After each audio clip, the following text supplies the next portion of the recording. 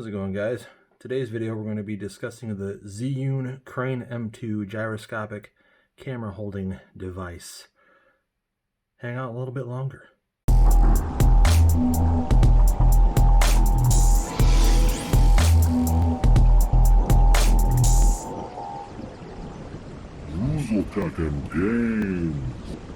you haven't already done so, please click the like button, subscribe to the channel, and leave a comment below. Thanks.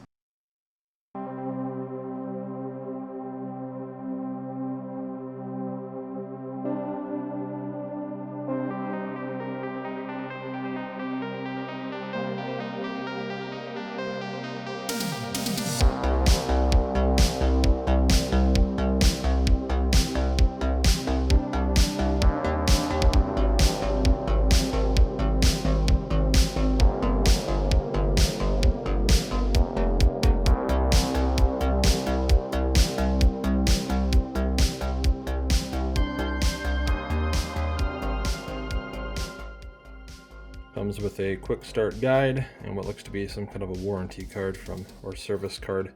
If you have a problem with it, you can either maintenance yourself or probably go to their website and figure out how to fix certain problems yourself.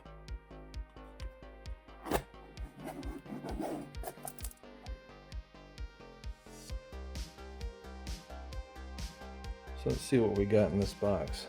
First of all, we've got our USB-C charging cable slash apparently this thing actually has its own onboard firmware that you can update by hooking this up to your PC if you need to, which makes sense because it does have some software and it can connect via Bluetooth or Wi-Fi direct to a phone or a camera, whatever it is that you're using. It supports like 3 different types of major devices, where it's like GoPro style cameras, a phone, which obviously is what I'll be using. I'll be using my Galaxy S20 Ultra, or you can use something like a DSLR camera and it'll fit that as well.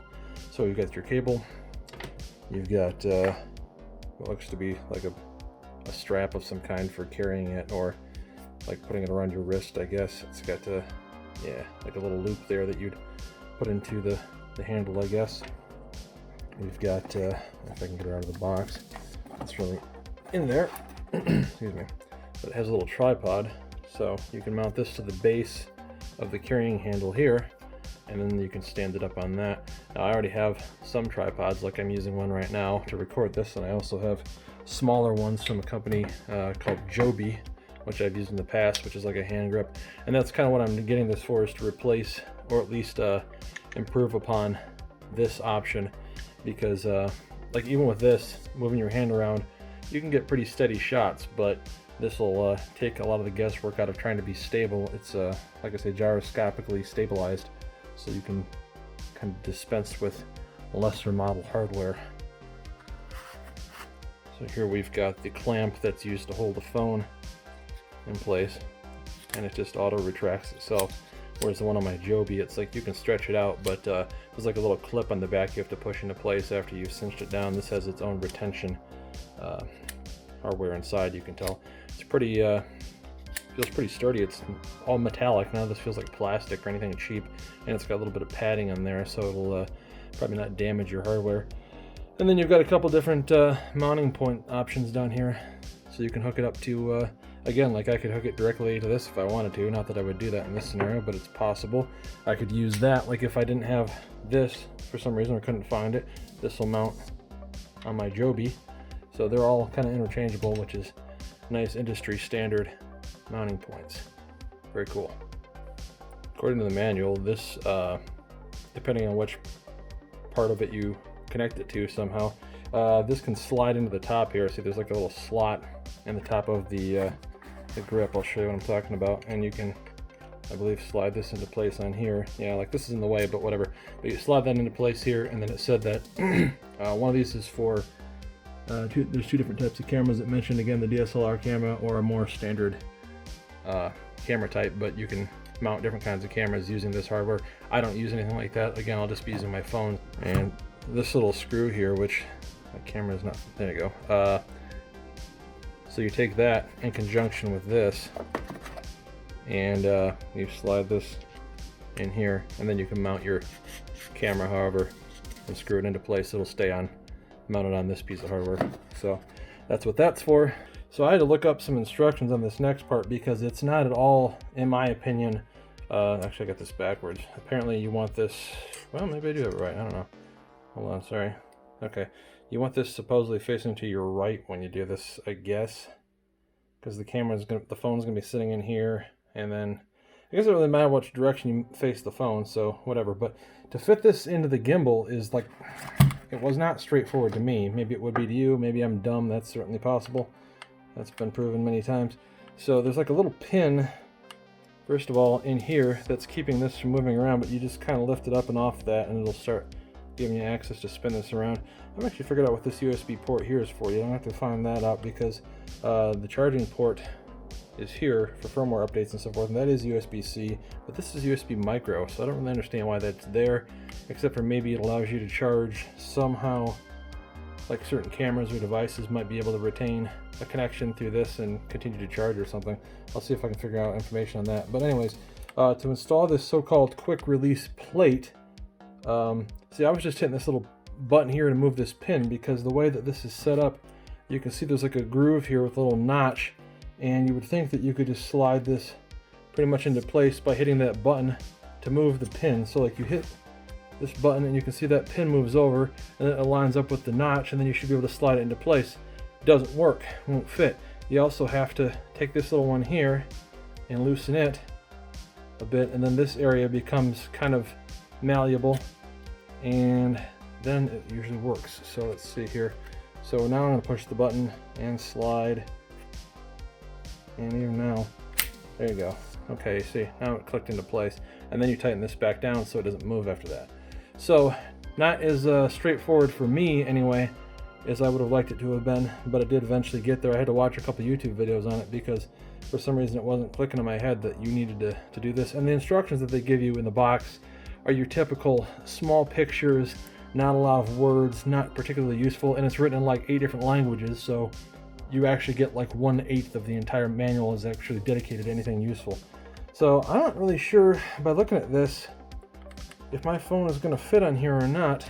I think if I scoot this forward in this direction, you see, and then the phone, sorry, this thing likes to flop around, the phone will be out far enough that it'll be in front of that, because this is a pretty good sized phone.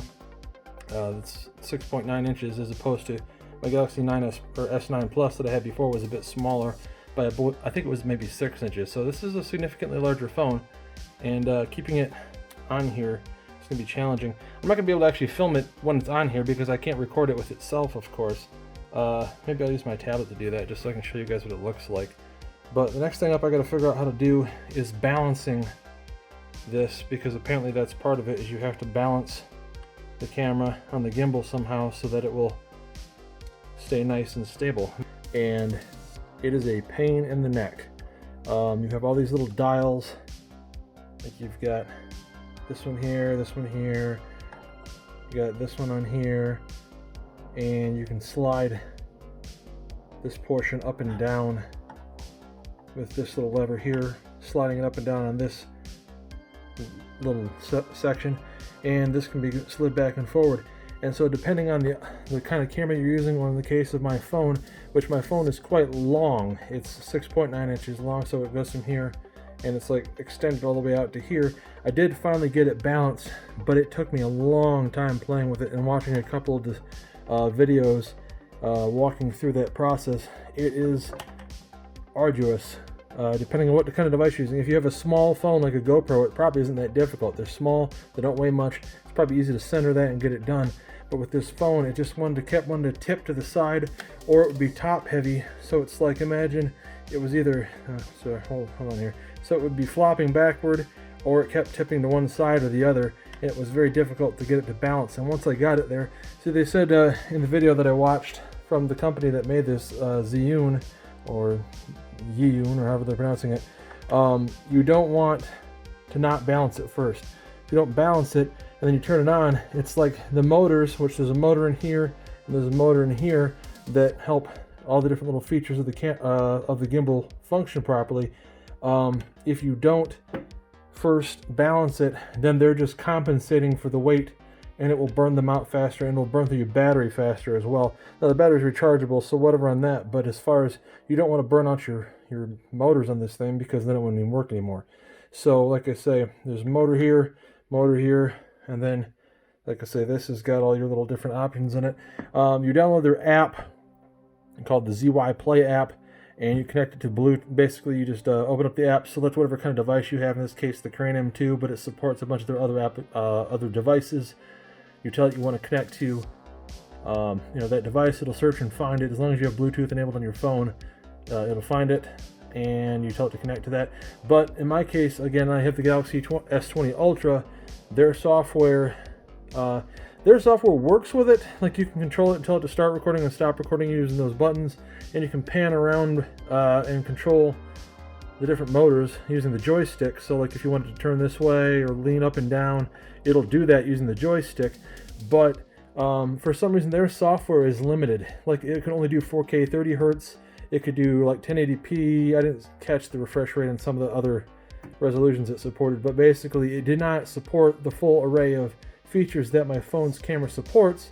And when I try to use the standard camera that the phone has, it doesn't work at all. So like, you can't control stop recording with that. So then you end up having to touch the button on the screen again to start or stop recording. So there's some detriments, there's some bonuses. Your device, your mileage may vary. If you have like a slightly older phone, or you're using an iPhone, maybe it works better. Different phones may have different results, but for me, like I say, with this being the most recent phone out from Samsung, it seems like maybe they haven't caught up yet. They do have a newer model than this. They have like the M3, and maybe that supports it better. I don't know. I did update the firmware on it, and that didn't help. That made it so this button started working with their software. Prior to that, I couldn't even get that to work. But it doesn't work with the standard in-camera application that Samsung provides. So hopefully that's useful information.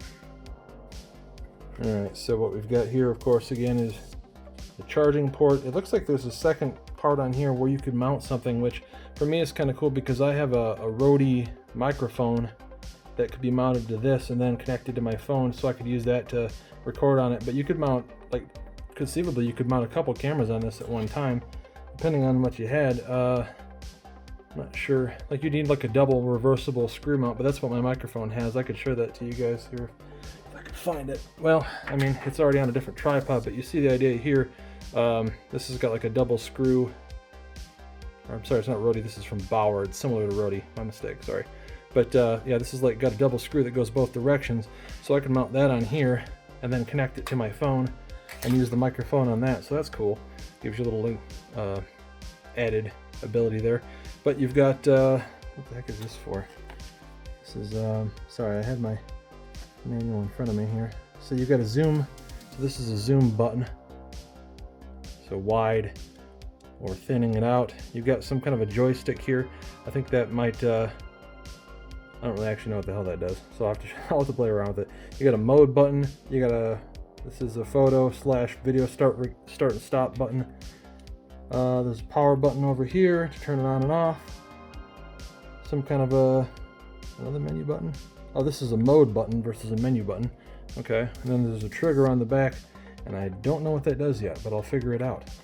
So they have their own app called the ZY Play app, and I know that you install that on the phone or whatever device that you're using, and then you can connect to this via Bluetooth or supposedly Wi-Fi direct. But I was reading some of the videos I'd watched, people in the comments had mentioned that they couldn't get the Wi-Fi app or part of the app to work, and it only worked for you Bluetooth. I don't think that really matters to me that much. I'd almost prefer to use Bluetooth so you don't nuke your data connection when you're connecting your phone to your gimbal. So who knows? But anyways, what I think I'll do here is I'm going to go ahead and do like some recording by just holding the camera. In fact, what I might do is I'll hook it back up to my Joby via the plate that I had for that, and just try doing a little recording of some sort of stationary objects with that, and then I will switch and start utilizing the gimbal and see which one looks smoother and see if you can tell the difference, that sort of thing. I'm not going to tell you. I think that's a good way to do this. I won't tell you which is done with the gimbal and which isn't, and you can decide which, if it's obvious or not. But thanks for watching. If you have any questions, please ask in the comment section below. Also, please consider giving the video a like and subscribing to the channel. I'm trying to reach 1,000 subscribers by the end of 2020. Try to make some positive out of this year, considering all the negatives that we've had. But thanks again for watching. Take care. See you guys soon.